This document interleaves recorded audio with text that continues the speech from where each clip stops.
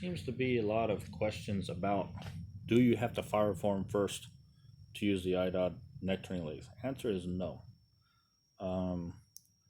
There are maybe very few cases where that might produce a better result. For instance, 30 BR. If you're taking a 6 BR case and expanding it all the way up to 30, and you measure that case on a case concentricity gauge or a neck concentricity or bullet concentricity gauge, whatever you have, you'll see that there'll be between 4 and maybe 12, 15 thousandths of run out because that neck is so distorted. It actually pushes off center as you expand that far. If you had a 30 BR non-bushing die, you could put that in that die, and that die will end up straight that neck out, and then you won't have any problems. The next problem is, I got some customers that want to turn 30 BR brass to 10,000 thick. Well, after they get done expanding it, it's 10,000 5/10, or so what do you do when you got a 10.5 and you want to go to 10.1? Well, this is really not the machine to do that. That means that your concentricity on all your cases would have to be less than 0.2 of an inch, which is crazy tight tolerance. That would not be the case where you would want to use this machine to do it. Now, if you're going to 8.5 or 8.8 or 8.1 like a lot of these other BR guys do, that's fine. You'll get cleanup if you have straight necks. Now, let's talk about 284. So this is just 6.5 284 Norma Lapua branded brass. Nothing special done to it. All we have done is run this brass and just your regular old RCBS die set. No bushing. Problem with the bushing die set is there's clearance between the bushing and the die body. 3 thousandths usually. So it doesn't actually straighten anything after expanding because the bushing just floats off to one side, whatever the neck is. These, or just your regular, it doesn't have to be RCBS, but any non-bushing 284 die will keep that neck straight to the body without a bushing. All we do, so the die comes, has an expander button in it, right? This is just your regular old 284 die. So what we do was, with this inserted, just take brass right out of the box, lube up the inside of the necks, and the outside would probably be helpful also. Push it in this die. When it goes through that button, it's going to expand it to 7mm. Then it's going to go up, push it in the neck, and it's going to straighten the neck out. And then when you pull back through, it will expand it back out slightly again.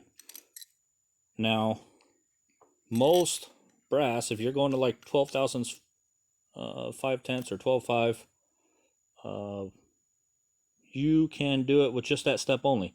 So it's no more work than using a K&M expander or any other sort of pin expander. You still got to just run it up in something, right? So just run it up in this die, bring it down, and you're all ready for the IDOD. Now, if you're going to, let's say 13 thousandths thick or 13.5, right? You're really not removing much material. The best way then is do the same process with the button in, run them all in the die. After you're done, take your brass, take the expander out, run them back in again. What that will do is when you pull this expander button back through this brass, you have the potential to tweak this neck yet again, right? Because it could be pulling like this or like this, you know, and you really don't have any control. So after, if you run it right into this die, it's going to definitely straighten that neck out. Okay, so there's no fire forming involved. I'll run a couple of cases right out of this box. Nothing's cherry picked. I'll kind of show you what we see.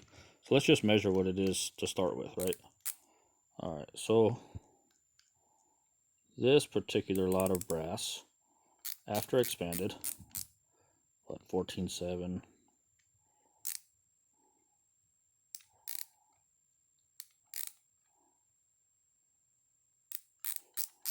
Okay, now So let's run it here.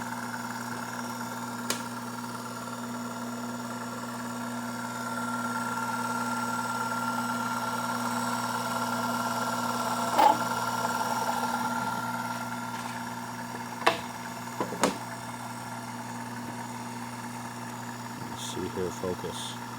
But you can see the finish, beautiful, cleaned up, inside and outside.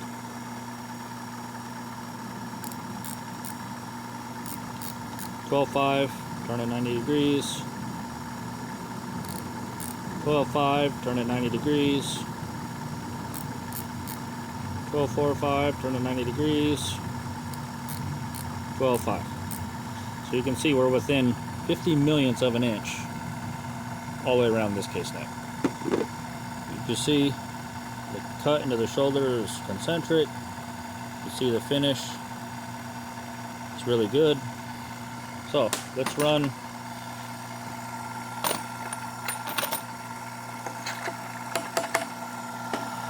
some more.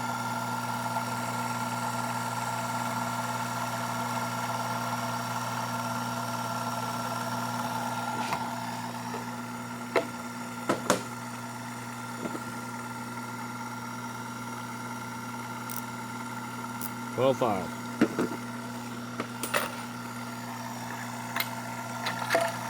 Again, this brass is not fireformed. It's brand new brass, as you can see.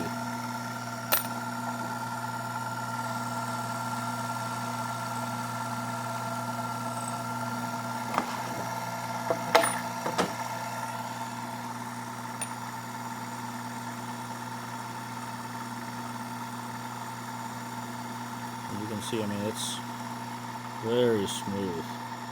Look at this. Got chip in there. 12.5. 12.5. 12.5. 12.5, all the way around. So, I hope that answers some questions here on, do you gotta fireform first? Answer is no. Now, I believe fireforming brass in general first, if you got a large neck chamber, is better. But it's not for the reason of the IDOD. It's the reason for that brass flows a lot on that first firing. No matter how good they form this at the factory, when you put 60 to 70,000 psi, that brass basically becomes somewhat like liquid and flows where it's going to go. And once you fire it once, all the brass is somewhat flowed. The more firings you do, it's going to flow, but not near as much. That's why your brass grows throughout firings. Once you do that, your necks are pretty much guaranteed to be dead straight. So if you're taking brass that's 14.5 and you say I want to take it to 13.5, that may produce your best results. But even this brass here, if I want to take it to 13.5, it runs concentric enough where I wouldn't have any issue. You may get 1 or 2 out of 100 that don't quite 100% clean up, which is no big deal. But just so you know, brass right out of the box, right through a regular old die, straightens everything out, expands it all in one shot, and you're ready to go. Hope that answers some questions you guys might have, or concerns, or if I haven't made any of this clear in the past. So there you go.